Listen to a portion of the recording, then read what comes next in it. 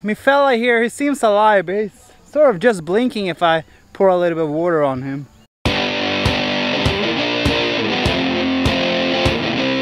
Yeah, that's right. I'm back in Mexico to finish the boat project. Third time lucky, I hope. A project we started almost 4 years ago when it looked like this. And then we brought it up to this kind of level. But it has also taken us 30 months of hard boat work so far.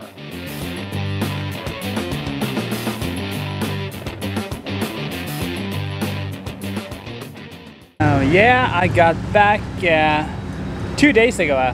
The first day I just had to relax, settle down, and yesterday was my first day out in the marina, and I started directly on the engine. Yeah, and today I'm continuing the work on the engine, working on the exhaust, and what else? Fitting the water lock and the silencer. It's nice to be back again, feeling I'm gonna do some progress. But it's been really good for me to be on that vacation. I really feel I have a lot of energy now. I felt a boost just getting the boat in the water now when I've been out sailing. Yeah, it starts to feel almost a little bit unreal now, but yeah, I hope I'm close, you know me. I probably forgot like 1,000 things what to do on the boat, so it might take longer anyway, but it feels I'm very close now. So Puerto Madero is really getting a touch-up with streets being rebuilt. You will see this kind of work everywhere here now, but the drains is always a problem in the rainy season, and I have no really hope that it will be any better than it's now. After 2 weeks vacation, I took the taxi over to the boat and started to read the wiring diagrams for the engine. yeah, it's a lot of cables.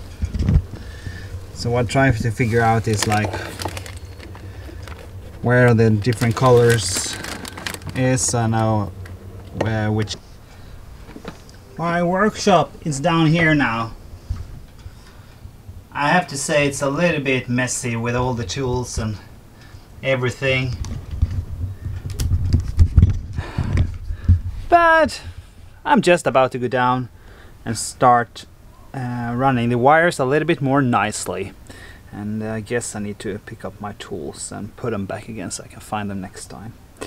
So yeah, I've been working with the cables now, and I just yeah, so it's like cables for the alternator, cables for the kill switch, cables for the RPMs, pressure gauge, yeah, you know, water temperature. Yeah, it's a lot of cables. So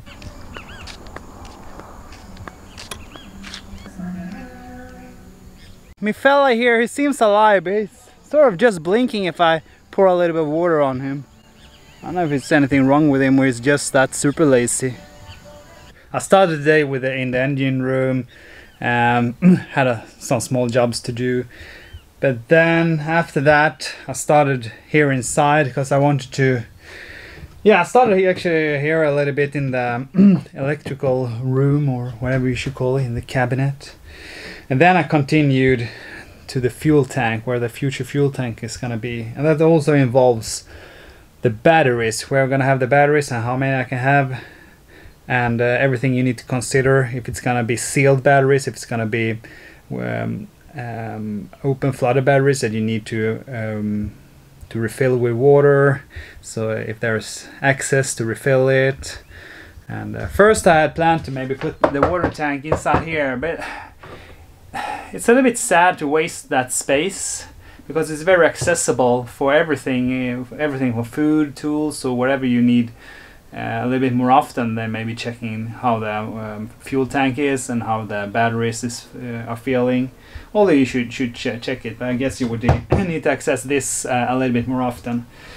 So I've been sitting here a couple of hours playing with different kind of measures, different kind of batteries, and it's not that easy equation. So what I'm gonna do is now I'm gonna build a template with some measures from the battery and just see if it's gonna fit. Because here between I only had 30 centimeters, and I found one battery is at 33 centimeters. So the thing is, if I can angle it a little bit when I put it down. So I will, yeah, I will cut some wood out there and screw them together and just see if it fits or not. It's day 2 working on the battery and the new diesel compartment. So I think I decided, well, I have to have decided, because I just started to change the configuration down here. I had to move the beam I put in to support the shelf for the batteries. I need to move it a little bit forward, and we haven't gone too crazy with it. It was sitting with 3 screws and some sealant down in the bottom. But you know, sealant is always sealant, so I still need to use some leverage and some hammer. But yeah, I think I'll get it off without damaging it.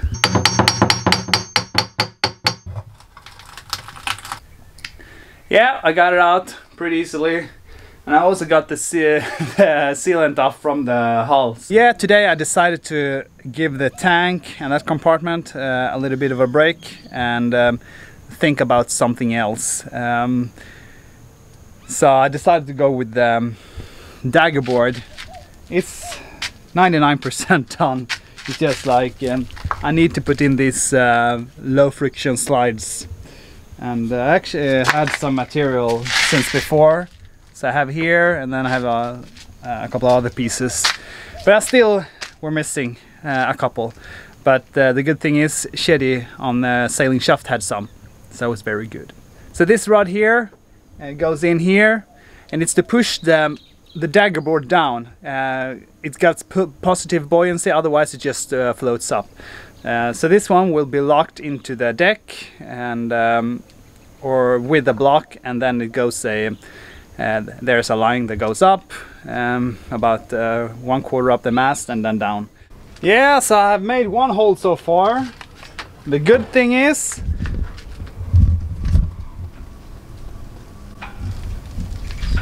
I found the stainless steel tube, the one that is installed inside. So inside this tube goes.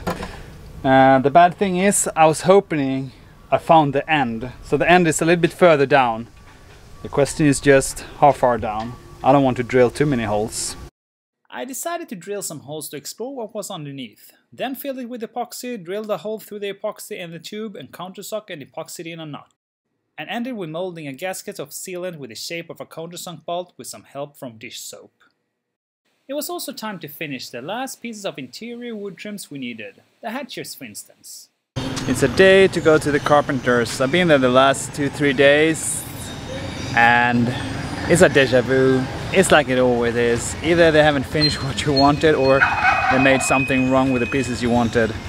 So today I'm gonna pick up one piece that they didn't do correct, so it's just very frustrating, but I'm sort of getting used to it again. And well, head over there and see if they're done it right this time, but they should.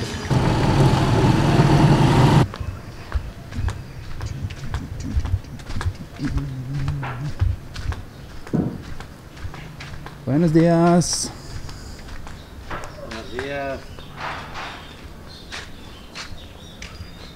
Oh, another frustrating thing. So they, of course, they hadn't even started on the one.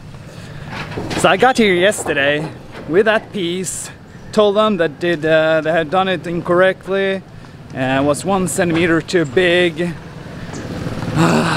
And I said, well, have it finished till tomorrow. Yeah. And when I'm getting here today, no, of course it's not. The problem is it takes me so long time.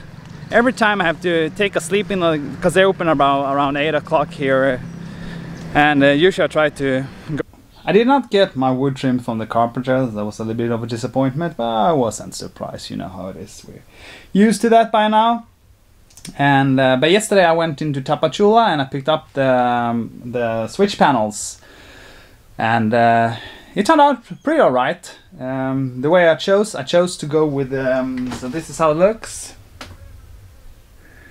I chose to go with a transparent film over the whole thing, and then they printed on it. So it gets this a little bit glossy look, but so that was not maybe what I was looking for. But in the end, I just didn't want to put more time onto it, and if I'm not happy with it, I can just change it later on when I'm bored and I want to do some new projects.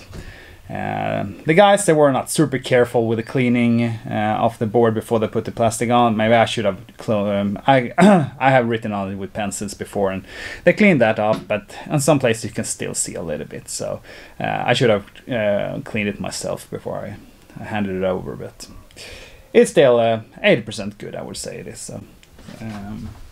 So right now I have all these connections for the push buttons. I will crimp it so I can connect all the cables to them. So let's start.